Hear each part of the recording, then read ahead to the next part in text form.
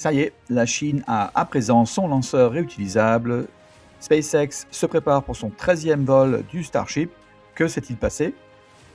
La nouvelle arme secrète du Japon pour combattre le monopole de Falcon 9. La cadence de test accrue chez PLD Space. Le deuxième étage de la fusée française affronte le test de tous les dangers. Et les lancements de la semaine. Bonjour à toutes et à tous, je suis Christophe Paget et bienvenue à Espace News pour votre revue spatiale hebdomadaire.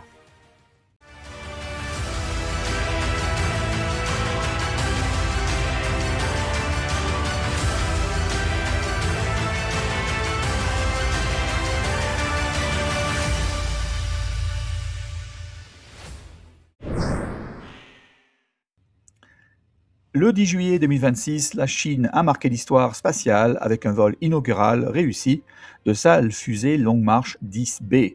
Ce lancement a permis la toute première récupération d'un premier étage de fusée orbitale chinoise, une prouesse technologique jusqu'ici maîtrisée uniquement par les États-Unis.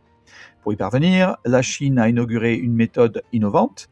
Au lieu de pieds d'atterrissage lourds, le booster utilise des crochets qui viennent s'accrocher à un filet de câbles tendus sur une barge en mer. Ce système allège la fusée et tolère mieux la houle marine. D'un diamètre de 5 mètres, elle peut placer 16 tonnes en orbite basse grâce à ses moteurs fonctionnant au kérosène et au oxygène liquide sur son premier étage et au méthane et oxygène liquide sur son deuxième étage. Ce premier étage réutilisable est destiné au lancement des méga-constellations nationales ainsi que pour le programme lunaire habité. À ne pas confondre avec la Long March 10 et 10A. La Long March 10 est une version lourde à 3 corps et 3 étages, non réutilisable, conçue pour envoyer 27 tonnes d'équipage ou de matériel vers la Lune avec des caractéristiques similaires à celles du Falcon Heavy de SpaceX. Son vol inaugural est d'ailleurs prévu en 2027. Quant au Long March 10A, c'est une version monocore à 2 étages, réutilisable aussi, propulsé uniquement au kérosène. Il est destiné au vol pour la station spatiale chinoise Tiangong pour transporter un équipage ou du ravitaillement. Elle est la réponse chinoise à la Falcon 9 de SpaceX et a volé pour la première fois en février de cette année. À Starbase, au Texas, SpaceX a transporté son premier étage numéro 20 au site de lancement. Il a ensuite effectué un essai moteur statique sur ses 33 moteurs, qui, d'après SpaceX, s'est bien déroulé. Le premier étage est ensuite retourné au site de production pour les dernières préparations au vol, prévues au plus tôt le 17. J'espère que vous verrez ce vol dans mon prochain épisode.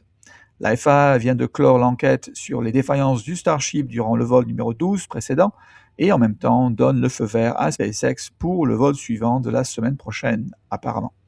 Le premier étage, numéro 20, a ensuite quitté la Mégabay au site de production pour rejoindre le pas de lancement numéro 2, en préparation à l'essai en vol numéro 13 de la semaine prochaine. Elle a été installée sur le pas en attente de son voisin, le Starship numéro 40, et son coéquipier a ensuite été envoyé au site de lancement et empilé sur le premier étage.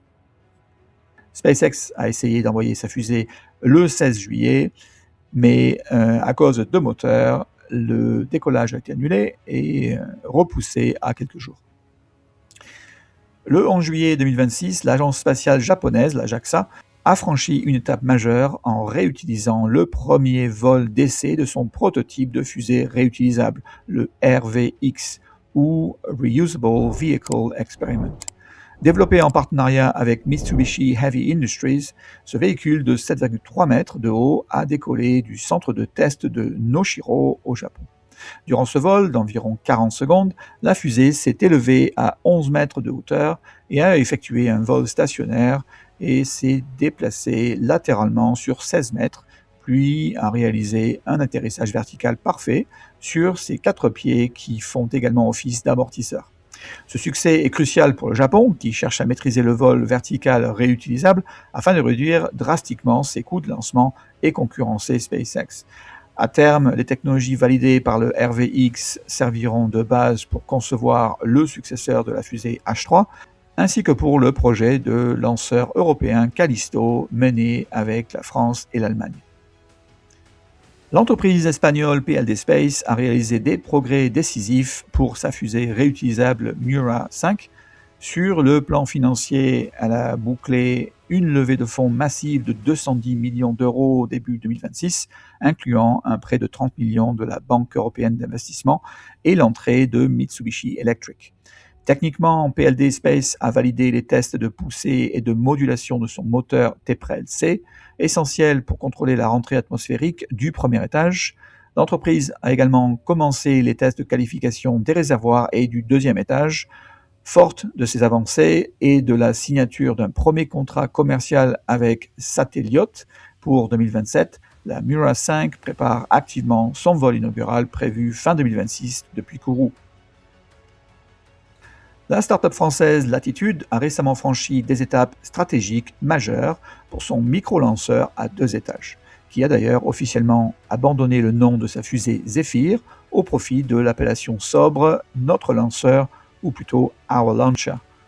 Le nom Zephyr est déjà déposé et protégé dans le secteur aérospatial par Alto, une filiale d'Airbus, pour ses drones solaires de haute altitude.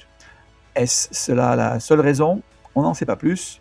Elle vient d'installer son 2e étage sur son support de test en France afin de commencer sa campagne d'essai.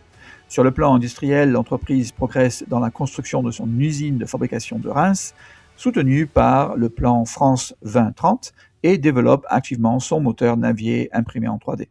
Latitude a également sécurisé un engagement de 8 millions d'euros pour construire son pas de tir dédié au centre spatial guyanais à Kourou. Fort de ses avancées industrielles et de financement solide, le premier vol de démonstration du lanceur, d'une capacité de charge utile accrue à 200 kg en orbite basse, est désormais ciblé pour la fin 2027. SpaceX vient de publier une vidéo qui offre un aperçu immersif et détaillé du développement de Starship au Texas, mais aussi sur ses opérations dans l'océan Indien. Elle montre les installations massives de Starbase au Texas, avec des vues aériennes des usines, des tours de lancement et des zones de production. On y suit les ingénieurs dans leur travail quotidien, tel que l'assemblage des prototypes, test des moteurs, opérations en salle de contrôle et résolution de problèmes techniques lors des essais. Des séquences nocturnes, des lancements spectaculaires avec panache de fusées et des réactions enthousiastes des équipes et du public illustrent les défis, les échecs et les succès itératifs. Elon Musk apparaît entouré de son équipe, soulignant l'esprit collaboratif et l'ambition de rendre l'humanité multiplanétaire. Ce documentaire met en lumière l'innovation rapide et l'engagement humain derrière le programme Starship. Vous trouverez le lien en commentaire. Le 10 juillet, CASC a lancé une longue marche 10B depuis la Chine pour son vol inaugural, comme déjà couvert un peu plus tôt dans ma vidéo. Le premier étage a volé pour la première fois et a atterri sur un drone ship. Le 11 juillet, SpaceX a lancé une Falcon 9 depuis la Californie pour une mission Starlink Group 1748. Le premier étage a volé pour la 35e fois et a atterri sur le drone ship Of Course I Still Love You. Le 14 juillet, SpaceX a lancé une Falcon 9 depuis la Californie pour une mission Starlink Group 1514. Le premier étage a volé pour la 15e fois et a atterri sur le drone ship Of Course I Still Love You. Le même jour, SpaceX a lancé une Falcon 9 depuis la Floride pour une mission Starlink Group 1045. Le premier étage a volé pour la 28e fois et a atterri sur le drone ship A Shortfall of Gravitas. Un peu plus tard, c'est au tour de Roscosmos de lancer sa Soyuz 2.1A depuis le Kazakhstan pour sa mission MS-29, un équipage de 2 cosmonautes de Roscosmos et un astronaute de la NASA pour remplacer l'équipage MS-28 qui aura passé 240 jours à la station internationale, soit près de 8 mois. Le 16 juillet, SpaceX a lancé une Falcon 9 depuis la Californie pour sa mission SDA Tranche 1 Transport Layer E. Le premier étage a volé pour la 4e fois et a atterri sur le drone ship Of Course I Still Love You. En résumé, du 1er janvier au 16 juillet 2026, 167 fusées ont été lancées avec succès, 107 provenaient d'une entreprise américaine, parmi cela d'ailleurs 66 étaient des missions Starlink de SpaceX, 45 de Chine et 10 de Russie. Cette vidéo emmène le spectateur dans un voyage à travers l'espace vers la constellation d'Orion, le chasseur, un lieu familier pour James Webb, afin de révéler la toute dernière image du mois d'ESA et de l'équipe Webb. Cette région du ciel regorge de nuages formateurs d'étoiles qui constituent un complexe s'étendant sur des centaines d'années-lumière. nous nous trouvons au cœur du nuage moléculaire géant d'Orion A, dont la célèbre nébuleuse d'Orion, également connue sous le nom de M42, ne représente qu'une partie. James Webb a déjà capturé par le passé des clichés de M42, tant en gros plan qu'en grand angle. C'est un spectacle de lumière magnifique de l'ESA que je voulais partager.